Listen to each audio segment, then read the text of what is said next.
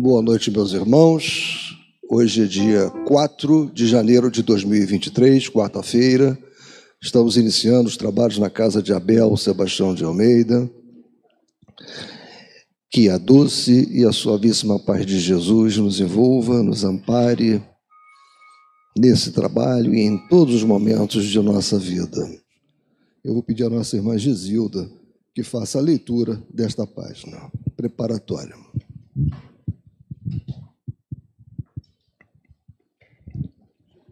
Obrigada, Johnny.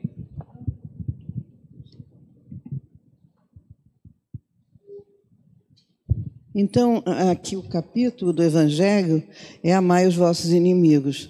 E a instrução dos Espíritos, aqui aberta, foi a vingança. Nada mais oportuno, tendo em vista os trabalhos que nós realizamos, né, cujo móvel, muitas vezes, de processos obsessivos, é uma vingança.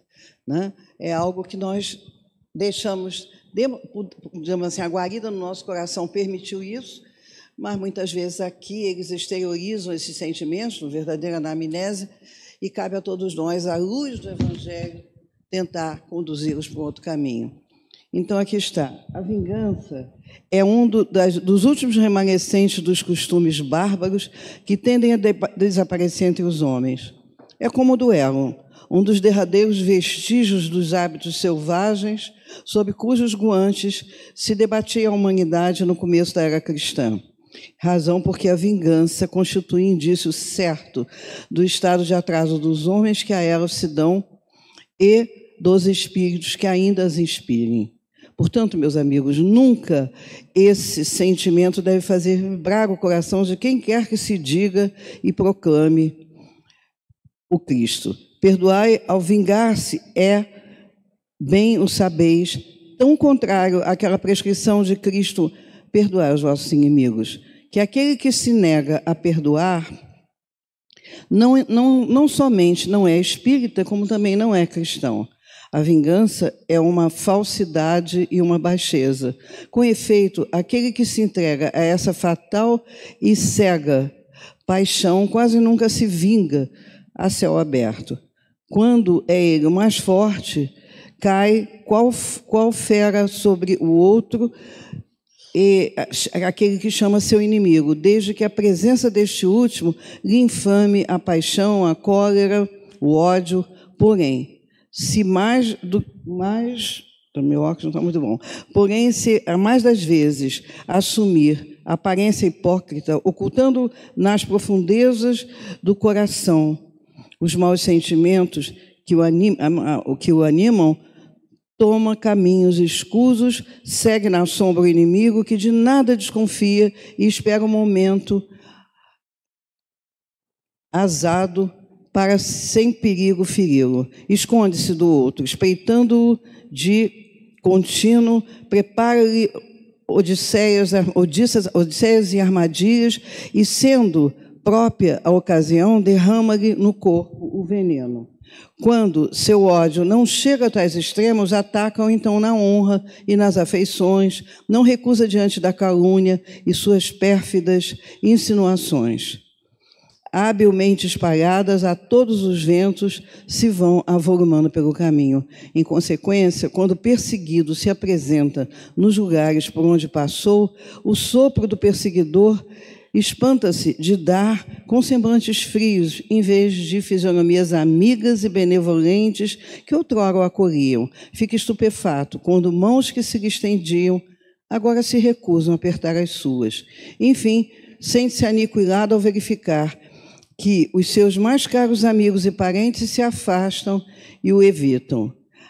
O covarde que se vinga assim é 100 vezes mais culpado do que o que enfrenta o seu inimigo e o imacula e o insulta em plena face.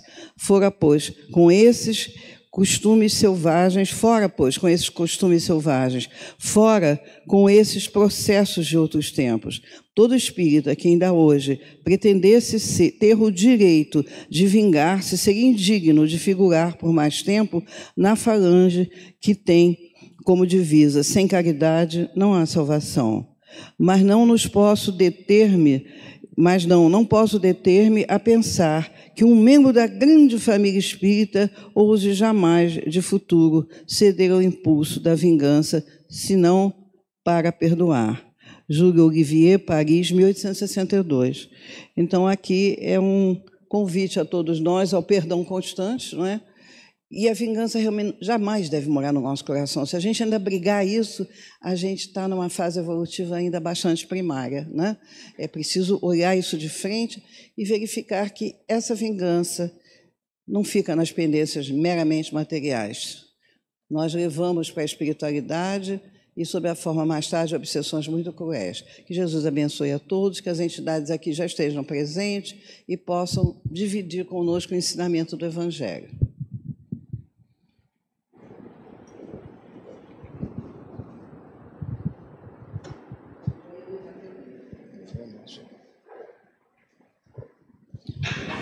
Bem, meus irmãos, para essa leitura importante, né, onde tivemos esse lembrete sobre a vingança, que é uma taça de veneno que nos mata aos poucos, né? Quanto mais nós aumentamos esse desejo de vingança, mais nós enchemos a taça com esse veneno que tenemos que beber. Então, não podemos abrigar em nós, ou devemos, pelo menos, trabalhar diuturnamente para que esse pensamento, esse sentimento não faça morada em nosso coração.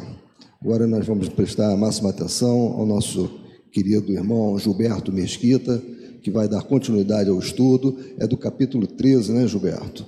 Isso. Capítulo 13 da obra Diversidade dos Carismas. Itens 8 a 10.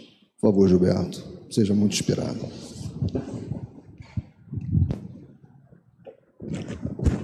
Boa noite a todos.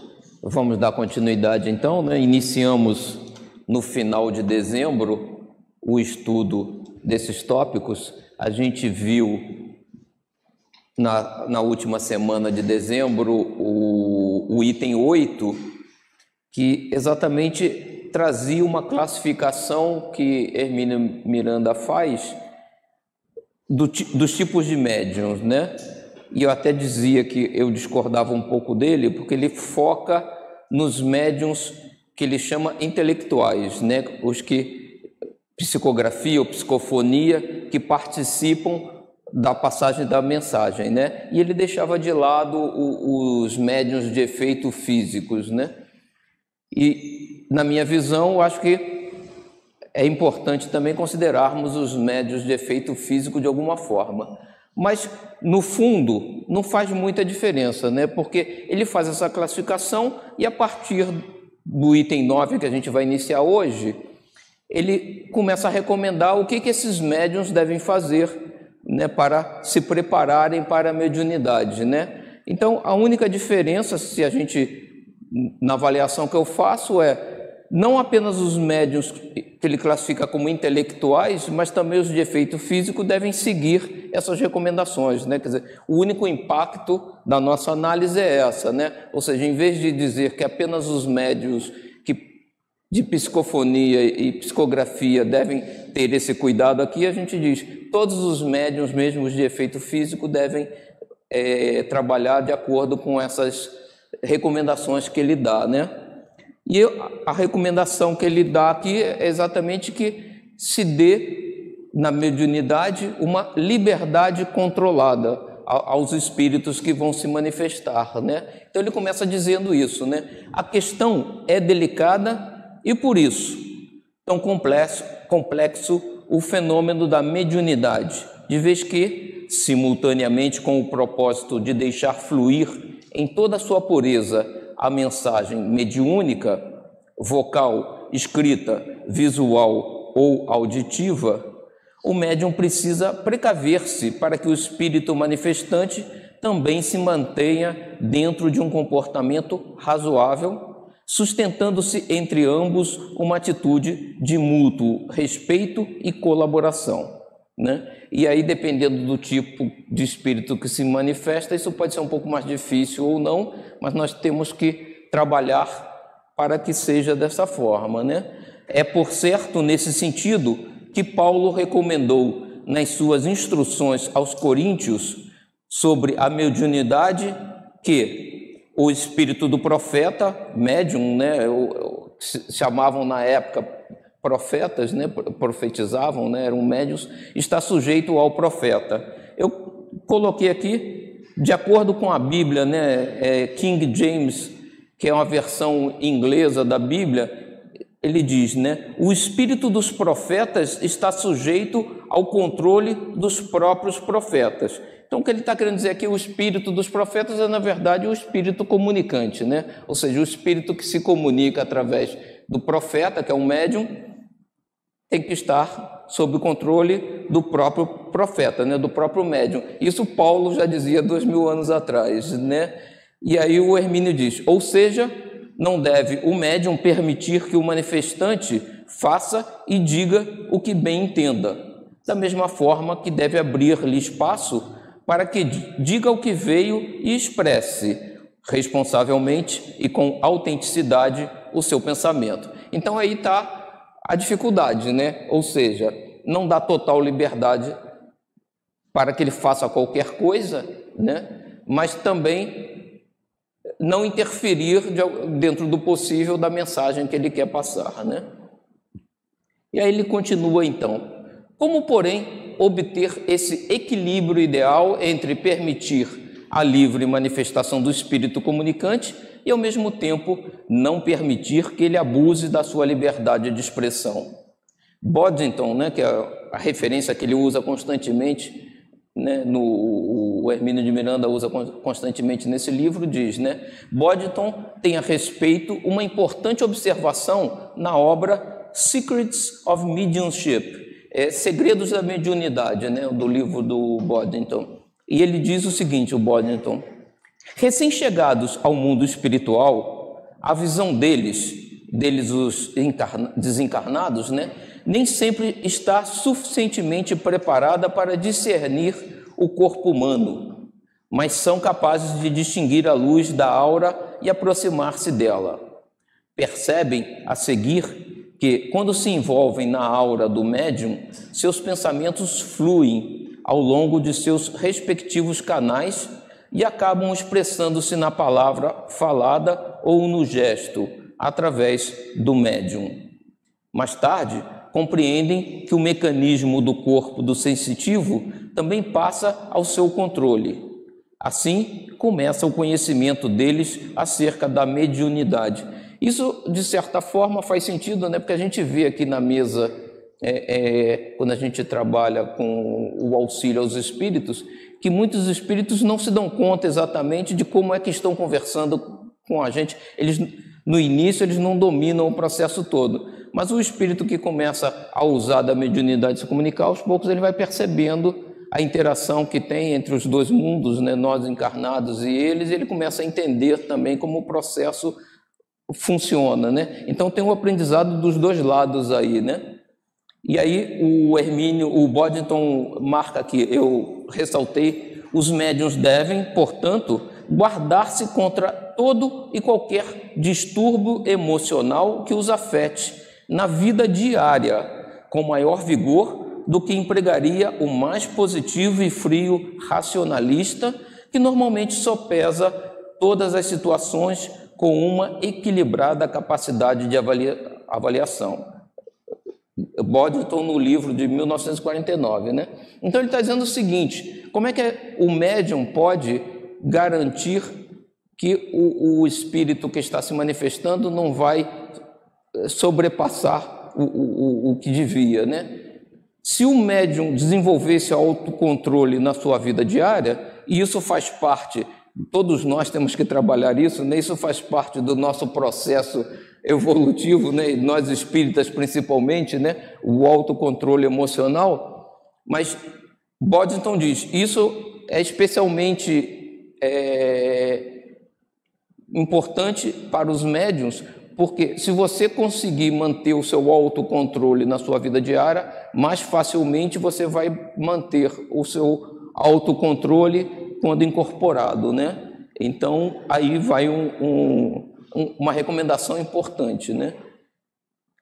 E aí, o Hermínio cita aqui, em Grilhões Partidos, capítulo 19, na obra psicografada por Divaldo Franco, de autoria espiritual de Manuel Filomeno de Miranda, vem um exemplo desse contato inicial de um espírito com a mediunidade, quando o autor descreve com realismo uma dramática cena de possessão, na qual o espírito se aproxima da jovem encarnada e nota que ela sente a sua presença. Eu trouxe aqui esse texto, e só para vocês entenderem, esse espírito morreu na Segunda Guerra Mundial, na FEB, na Itália, e ele acha que ele morreu por uma ordem errada do comandante da tropa, né?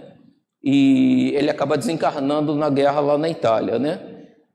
E depois de um certo tempo desencarnado, ele busca a família dele, e a mãe dele e a irmã dele estão passando necessidades.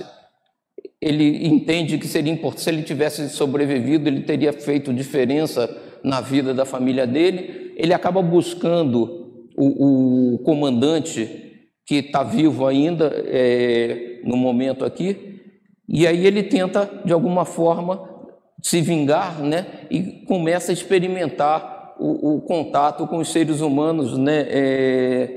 Encarnados ainda, né? Ele desencarnado. E aí ele descreve aqui, que é o trecho que o Hermínio Miranda comenta, que ele diz: num momento de ódio vigoroso, isso é o espírito relatando, né? Senti-me desvairar.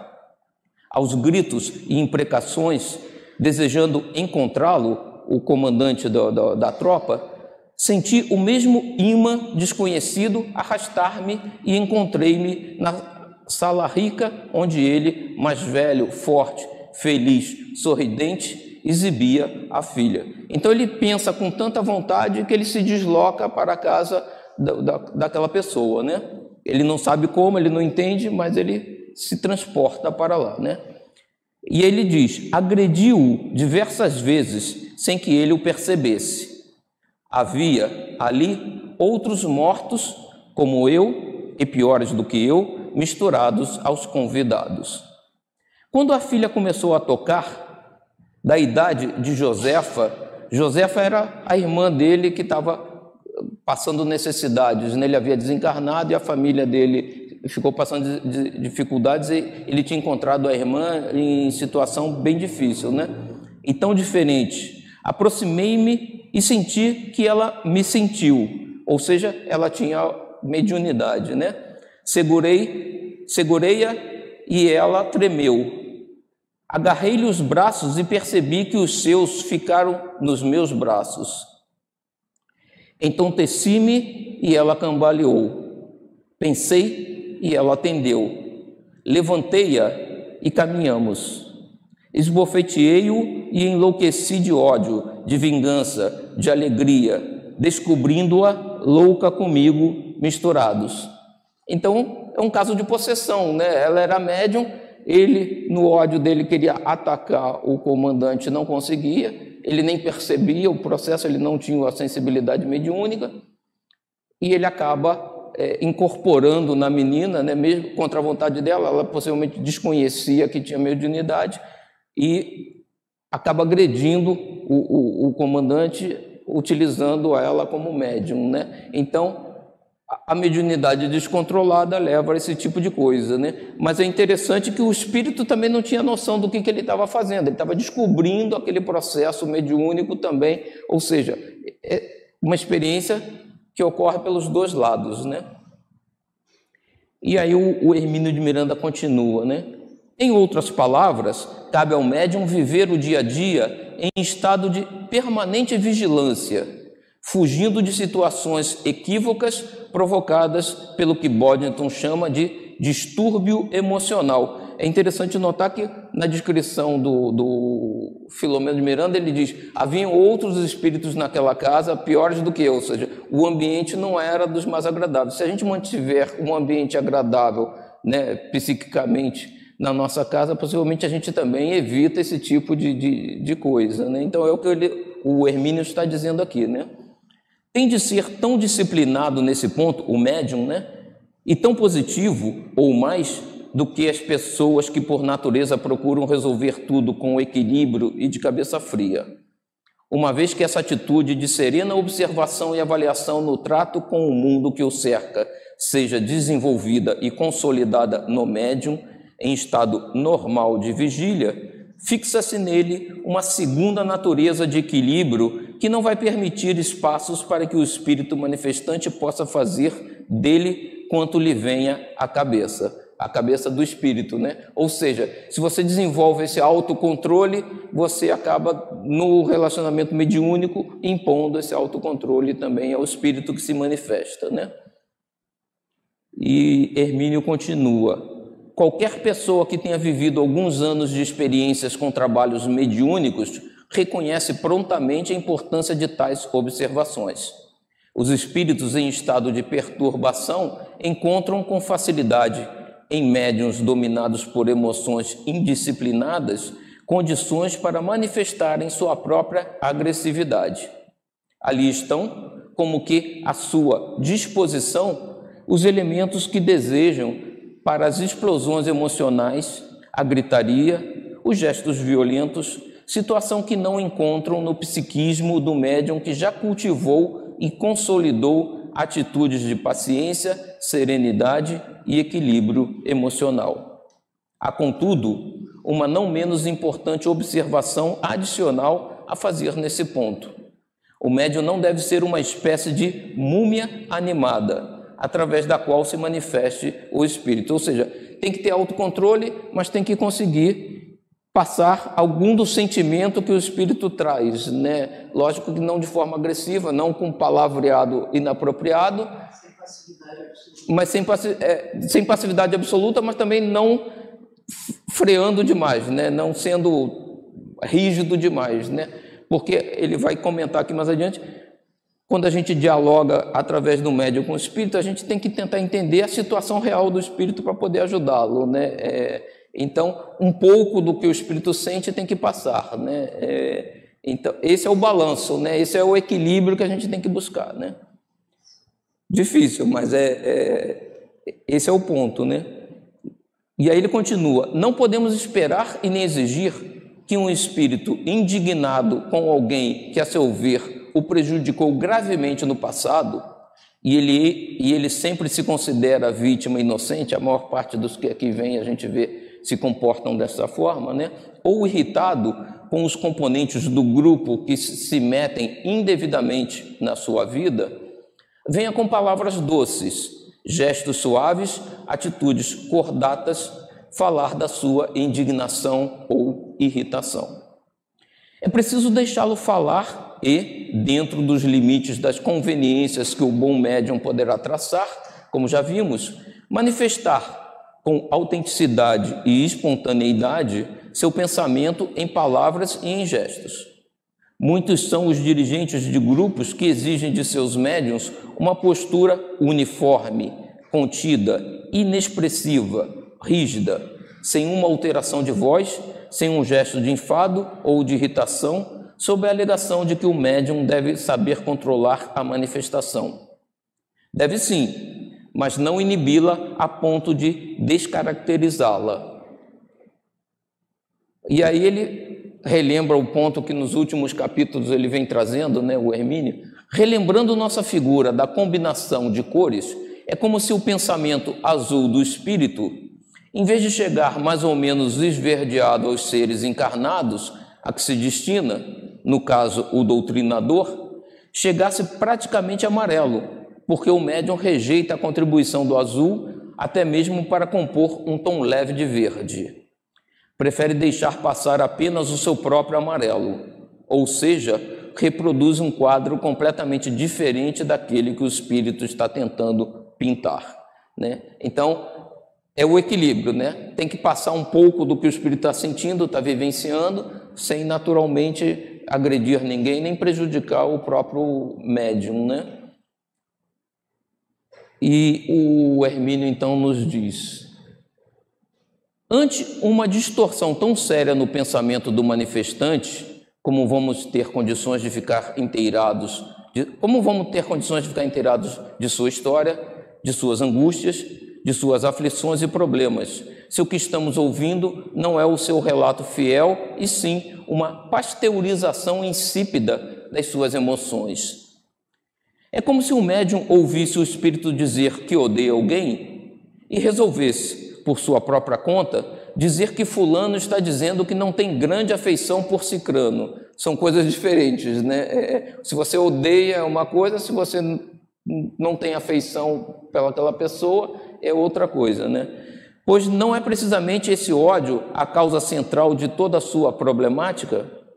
Não é a esse núcleo que temos de dirigir a atenção, ou seja, o problema do ódio, se é que desejamos ajudá-lo a curar-se das suas aflições? Kardec ensina que a doutrinação consiste em levar o espírito a modificar seu modo de pensar e de agir. Se, porém, suas ideias já nos chegam modificadas, depois de passar pela severíssima censura do médium, não saberemos jamais o que modificar. Na realidade, ele até mesmo com ódio desta ou daquela pessoa, ele está mesmo com ódio desta ou daquela pessoa e se considera inocente da aflição que a pessoa lhe impôs. Quer vingar-se e se julga com todo direito à vingança. Vamos deixar que ele diga o que pensa e o que sente, para que possamos avaliar a sua situação e oferecer a nossa singela e amorosa colaboração. Nada disso será possível ou será muito difícil se não lhe proporcionarmos a oportunidade de dizer, tanto quanto possível, com suas próprias expressões, do tumulto que vai no seu atormentado espírito. Então a gente tem que deixar passar tanto quanto possível o que o espírito quer dizer, né? Desde que não seja de forma agressiva, né?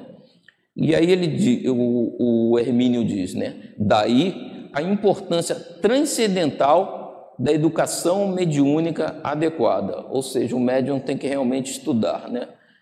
E trabalhar para a sua melhoria pessoal, né? A sua transformação, né?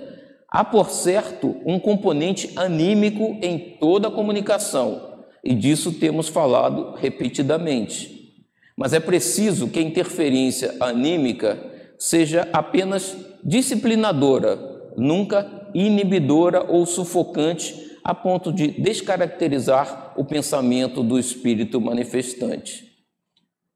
A mensagem resultante precisa ser verde, tão azulada quanto possível. E aqui eu botei, então, uma escala, né? Porque essa é a ideia do Hermínio, né? O azul é o espírito, o amarelo é o médium, e a saída dessas duas combinações, dependendo de quanto de azul ou quanto de amarelo tenha na mistura, você vai ter desde 100% azul, se não tiver amarelo nenhum, a 100% amarelo, se não tiver azul nenhum, passando pelas diferentes gradações ali no meio, né? E o que a gente tem que aprender, nós médiuns, é trabalhar para a gente se aproximar mais do azul quanto possível, sem que isso seja agressivo ou perturbador para o ambiente e para nós mesmos, né? Mas a ideia é essa, né? É o que o Hermínio está tentando passar aqui, né? Então, ele diz, né? A mensagem resultante precisa ser verde, tão azulada quanto possível, ou seja, tem que estar mais para cá da escala possível, apenas com os toques necessários de amarelo para que o médium marque sua posição e presença, como a dizer: diga você o que quiser, mas não se exceda, porque um instrumento de que você se utiliza é meu. Eu não abuso dele, né, do meu corpo, e não vou permitir que você o faça, né? Então tem que ter um controle mínimo para que o ambiente se mantenha, né, em harmonia, mas que ele possa expressar o que ele está sentindo de alguma forma, né? E aí, esse é a recomendação básica, o item 9, né, que ele chama aqui, né, liberdade controlada. E ele diz, né, como é que a gente obtém isso aí, né? Pela nossa transformação pessoal, né? A gente tem que saber trabalhar no dia a dia com as emoções e saber lidar com elas. Todos nós como espíritas, nós como médiuns principalmente, e pelo estudo, né? E aqui ele entra, então, exatamente receita de leitura, né? Ele vai dizer o seguinte, o que a gente, médium, precisa estudar, né? Então ele diz, muita gente pensa que, por ser médium, a pessoa é necessariamente espírita ou tem pleno conhecimento dos mecanismos da mediunidade. E isso é verdade, né? Muita gente fala assim, eu sou espírita, né? Eu tenho mediunidade, nasci com mediunidade. Não, você tem é médium. João de Deus, por exemplo, ele era médium, mas não era espírita, né? Ser médium não significa necessariamente ser espírita, né?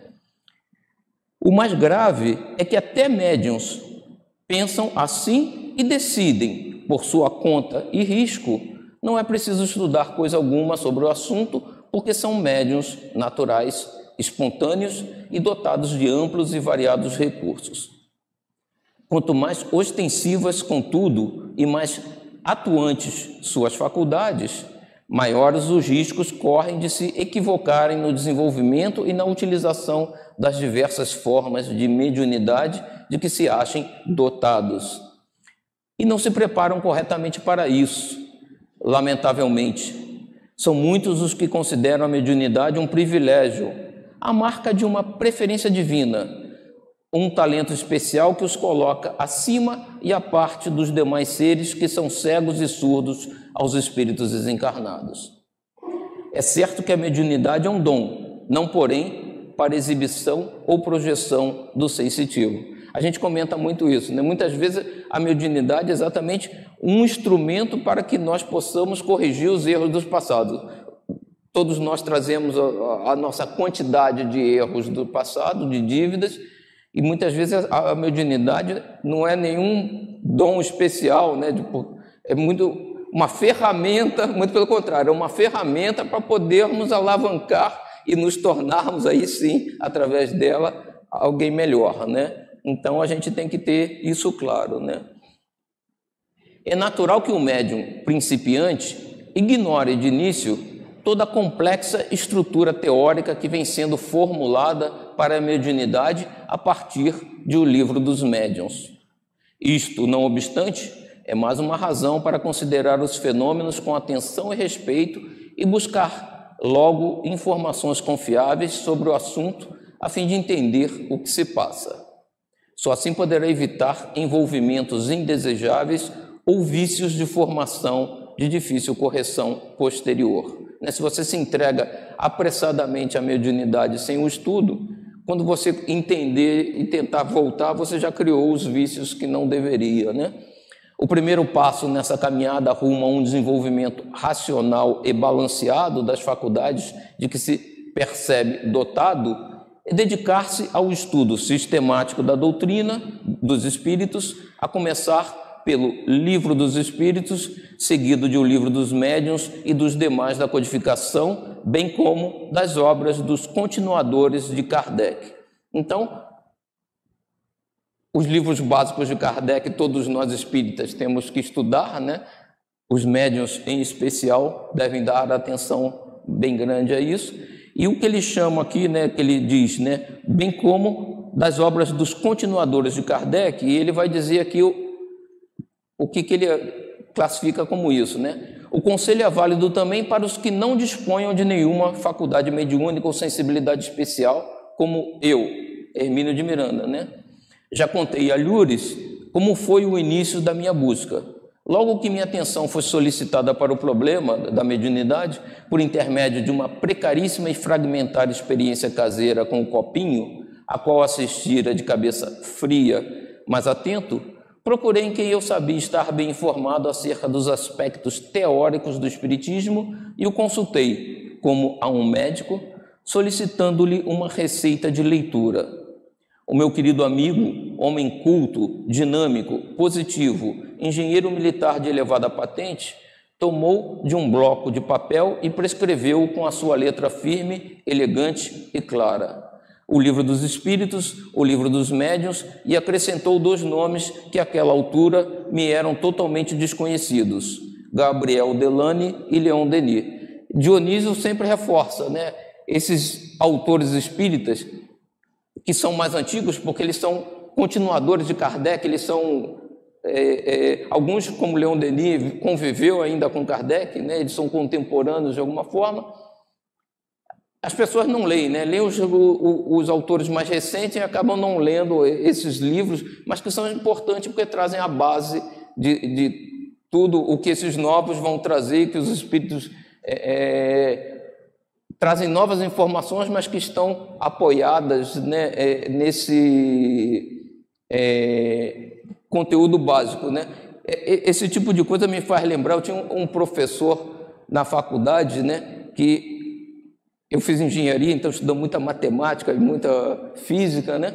E ele puxava assuntos assim que algumas pessoas perguntavam, ele falava assim: isso não é dúvida, né? Isso é dívida, isso é Ari Quintela, quinta série. Quem é do meu tempo vai conhecer que a gente estudava pelos livros de Ari Quintela, né? E ele dizia exatamente o seguinte: isso aí é base, eu vou explicar o posterior. Né? Essa base você tem que ir buscar por você mesmo e recordar, porque você já deveria ter aprendido isso, né? É a mesma coisa aqui, né? A gente não adianta pegar os autores recentes, tentar estudar o avanço do espiritismo sem ter a base, né? E a base está aqui, né? Leon Denis, Gabriel Delane e outros que, além dos livros do próprio Kardec, são a base de tudo, e esses livros novos trabalham sobre essa base, né? Então a gente tem que ter, para poder entender os mais novos, estudar a base. Passou-me o papel e acrescentou: daí em diante você irá sozinho.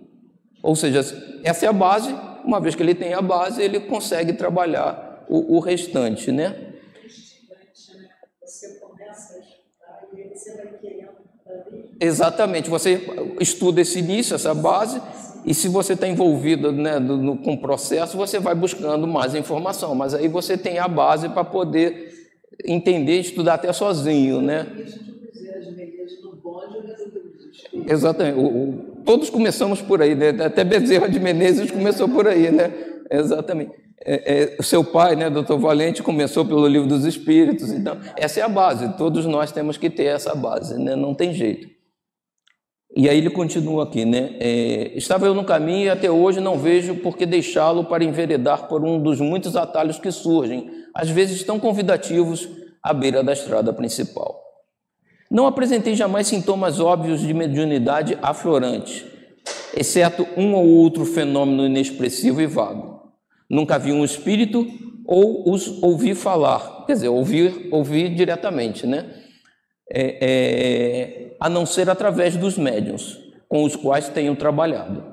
Costumo dizer que, se dependesse do meu testemunho visual ou auditivo, jamais acreditaria na existência de espíritos desencarnados, até que eu próprio voltasse a ser um deles. E isso é curioso, né? Porque Kardec também não ouvia e não via diretamente os espíritos. O Kardec desenvolveu toda a doutrina sempre conversando com os espíritos através de médiuns que ele entrava em contato, né? Então não é preciso que a gente seja médium para ser espírita, né? A gente tem todo o meio de ser. Com qual costumo dizer que até que eu próprio voltasse. Se alguma forma de mediunidade ostensiva viesse no devido tempo a manifestar-se em mim, acho que encontraria consolidadas as estruturas doutrinárias correspondentes, ou seja, ele já estudou o básico, já se preparou. Se ele desenvolvesse a mediunidade, ele teria toda já aquele arcabouço doutrinário preparado, né? Entendi logo que a minha tarefa não estava programada para essa área e aprendi também que tais programações a gente traz nas profundezas dos arquivos secretos da memória e, com um pouco de boa vontade, é possível tomar conhecimento delas através dos mecanismos da intuição que se desenvolvem com a prática habitual da meditação diária na solidão e no silêncio. Aqui a gente vê também os espíritos e os espíritas, né, sempre dizerem pararmos e conhecermos a nós mesmos, né, nos conhecermos a nós mesmos, né, e a melhor forma de nos conhecer é entender o que a gente pensa e como a gente pensa, né, o que a gente é, na verdade, e esse entendimento vai levar a compreender a nossa missão no final das contas, né, o que o Hermínio está dizendo. Por isso, não ambicionei faculdades mediúnicas. Acho que numa seara tão grande e tão atarefada como a do Cristo, na qual são poucos os trabalhadores dispostos a servir, não cabe a nós escolher a tarefa, rejeitar a que nos foi designada ou buscar a que poderá acarretar-nos projeção, mas também assumir o seu ônus e desenganos. Além do mais, como assinala Paulo, com sabedoria e competência, em sua epístola aos Coríntios, cada um tem uma função específica na seara. Se todo o corpo fosse apenas olho, escreve ele, Paulo, onde ficaria o ouvido? E se fosse apenas ouvido, onde o olfato? Quanto a mim, contentei-me em ser ouvido para depois escrever sobre o que me foi ensinado. Aqui a gente termina o capítulo, dessa parte 10. O item 11, o Alcir vai trazer para a gente depois, Mas eu aproveitei aqui essa receita de leitura que lhe dá uma base, E trouxe, que eu andei buscando na internet, algumas outras possibilidades de leitura, algumas que já foram vistas, E algumas que nós mesmo aqui no centro já estudamos repetidamente. Então, em geral, as pessoas recomendam, o Livro dos Espíritos, naturalmente, o Livro dos Médiuns, obras póstumas, eu diria que pouca gente lê obras póstumas, A gente fala muito em Pentateuco, E as pessoas leem os 5 livros, mas é importante ler O Céu e o Inferno, obras póstumas, que são livros importantes, Eu acho que todos nós espíritas devíamos ler, os médiuns também. Evolução em 2 mundos. A gente estuda muito aqui na casa mesmo os romances, de André Luiz e tudo mais, Mas os livros mais técnicos, não romances, como Evolução em 2 mundos, também a gente precisa ler e estudar, Os Mensageiros, que é nos domínios da mediunidade, mecanismos da mediunidade, que é mais técnico, mas é importante a gente entender. Desobsessão, de André Luiz, Conduta Espírita, Pão Nosso, Emmanuel, Roteiro, O Consolador, que é importante, que também é um livro de perguntas e respostas, mas que é interessante. Seara dos Médiuns, Mediunidade, de Edgar Armond. Outros autores ainda, A Levitação, de Albert de Rochat, que é mais antigo, mas é daqueles que são da base do Espiritismo, A Mediunidade e a Lei, de Carlos Embaçaí, A Mediunidade Sem Lágrimas, de Eliseu Rigonati, Allan Kardec, volume 2, de Zeus Van Tuyl e Francisco Thiessen, As Casas Mal Assombradas, de Camille Flammarion, que também é da base, conviveu com Kardec, mas tem livros bastante interessantes. Celeiro de Bênçãos, de Joana de Ângeles e Divaldo, Curso de Estudos de Educação da Mediunidade, Programas 1 e 2, Apostilas da FEB. Esses aqui a gente consegue baixar da internet, no site da FEB, são interessantes. Diversidade dos Carismas, que a gente está estudando aqui, exatamente o livro que a gente está lendo aqui, Espiritismo perante a Ciência, de Gabriel Delane. Espírito da Verdade, de Chico Xavier.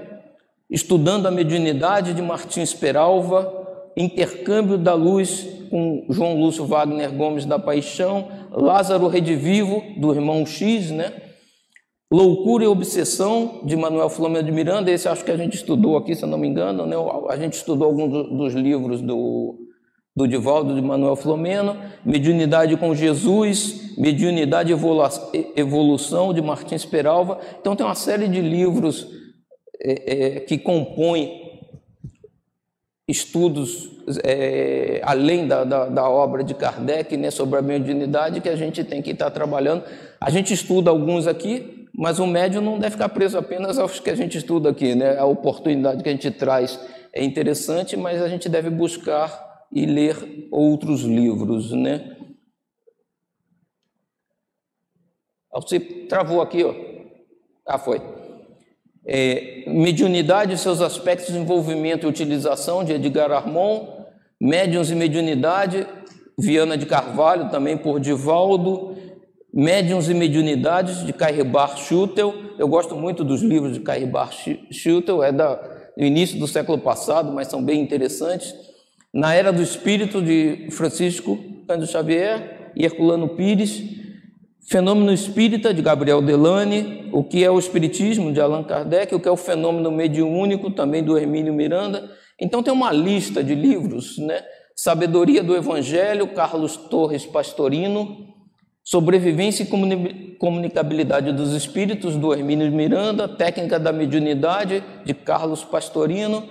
E Voltei, Irmão Jacob e Chico Xavier. Isso é algum dos livros, né? Certamente, se vocês perguntarem para a Sara tem uma lista ainda maior, de livros ainda mais específicos sobre a mediunidade, ela pode nos ajudar ainda, mas a gente aqui já tem uma boa lista, né, de livros que nós, médiuns, temos que trabalhar, e a gente não tem que esperar apenas, né, os livros que a gente estuda aqui, né, a gente tem que ler cada um e buscar, né, essas informações, né. Então, essa é a recomendação do Hermínio, a gente suporta ela, né? O médium tem que trabalhar na sua transformação para melhor, né? No seu equilíbrio emocional, isso é básico, e tem que ter o conhecimento de como o processo funciona, né? Isso é que vai nos fazer pessoas melhores e médiums melhores, né? A gente finaliza aqui só com uma menção. Amanhã, se Hermínio Miranda tivesse vivo, né, estaria completando 103 anos, aniversário de Hermínio de Miranda amanhã. Uma boa noite a todos.